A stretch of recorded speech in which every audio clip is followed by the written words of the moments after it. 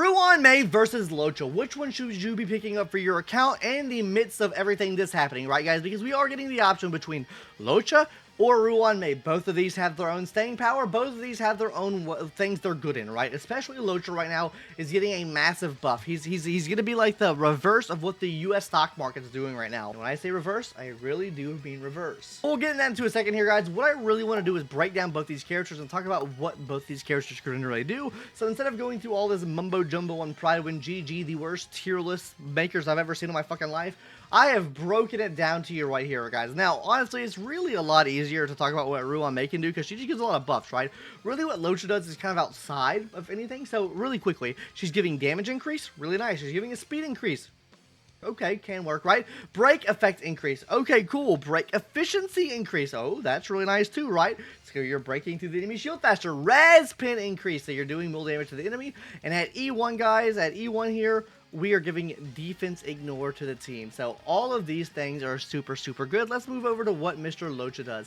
Number one, buff removal. He'll be removing buffs from every single enemy on the field with his AoE ultimate maneuver. Now, number two is going to be healing under 50%. Basically an oh shit button. Someone drops below 50% HP. He goes, skill. Oh, let's fucking heal him up. Fuck yeah, let's go. So kind of like an emergency heal there. If you're at fucking 51% and you get one shot, hey buddy, it's up for you. That's all I'm going to say to that. Unless you have castorice on your account, then maybe it's not. Maybe she'll revive them, even if she's on the team, right? Number three, very, very important. Heals on ally attacks, meaning if your allies are attacking the enemies, you're getting heals. CC immune to itself. Not really CC immune. More like he has 70% CC resistance. 30% is not that hard to get though, right? So basically 100% surely. And then at E1, God is god-awful. E1's god-awful for him. I'm not going to lie to you guys. It's just an attack increase.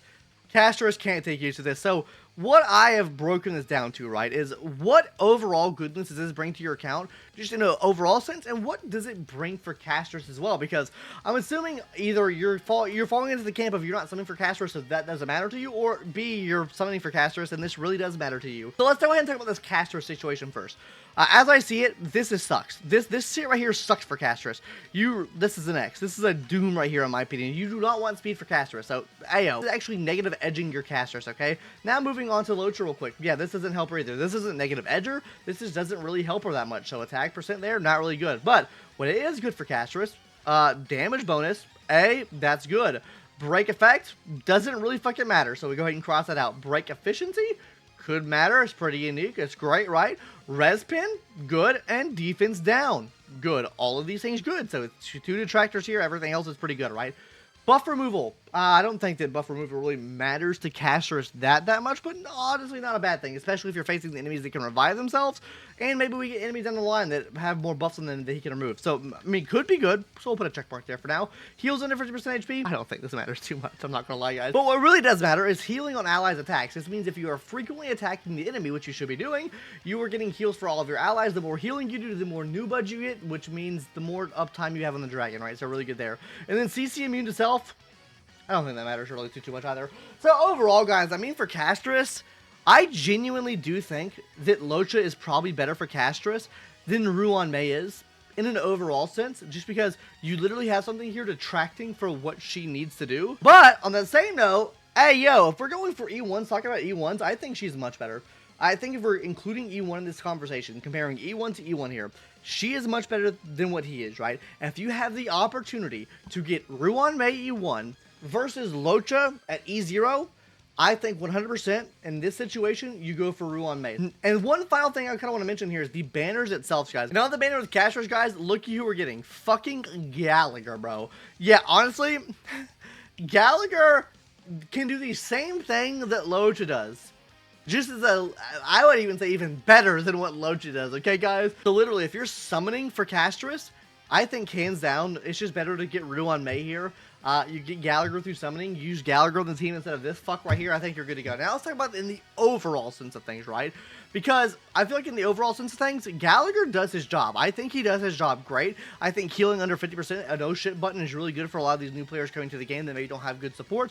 Like I said though, if you're not summoning on Castorice's banner, it really depends, right? Because if you're not summoning on Castorice's banner, who are you summoning on? Fugue? If you have a bright team? Sure.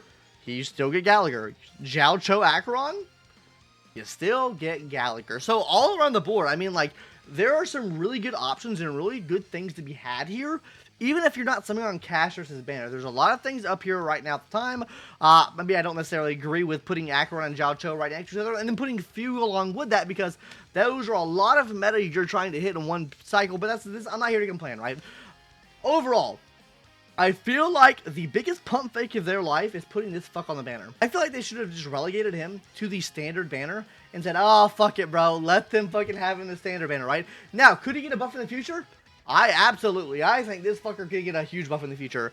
But you know what has stayed constant this whole time, guys? Fucking Ruan Mei, guys. As much as I don't like the Pride 1 tier list, guys, this motherfucker is a 1.0 unit. Keep that in mind. She is still tier 0 Memory of Chaos, tier 0.5 in Pure Fiction, and tier 0 in fucking APOC chat. She has been that bitch since 1.x, guys. She has been in the top of she is one of the best characters that have aged like fine wine. And to really describe this, guys, I want to show you this. This is how I see both these characters, right? This has been it for me, right? So this is release, right? Let's put release here. And this is for Ruan Mei, right? So this is how I see it. So release, she starts up here, right? She starts getting a little bit better, a little bit better, a little better, and then she starts declining a little bit, right? This is how I see her right now, right? She's on a slow decline right now. This is how I see Loucha, guys. Well, let's go ahead and get this. Loucha, obviously starting off at a high point. Start declining, start declining, start declining, start declining, start declining, start declining, start declining. Okay, let's go ahead and kick in the Castorice buff right here. So let's put in Castorice right here. Bam! Oh, wait, no, that's way too high.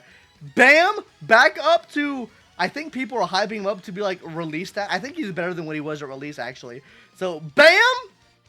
And then bam. This is how... That's how it's gonna go, guys. This is how, unless he gets a buff. If he gets a buff, maybe he goes from like bam down here to like maybe like a kablam right here, right? Because obviously, guys, we are getting 2 new characters added to the game very, very soon. That being both, what are these characters' names? Because I didn't do drip marketing videos on them. That being Cypher, and then the other girl too, Hyson. Guys, let's be honest. This bitch is literally just whack coded, okay, guys?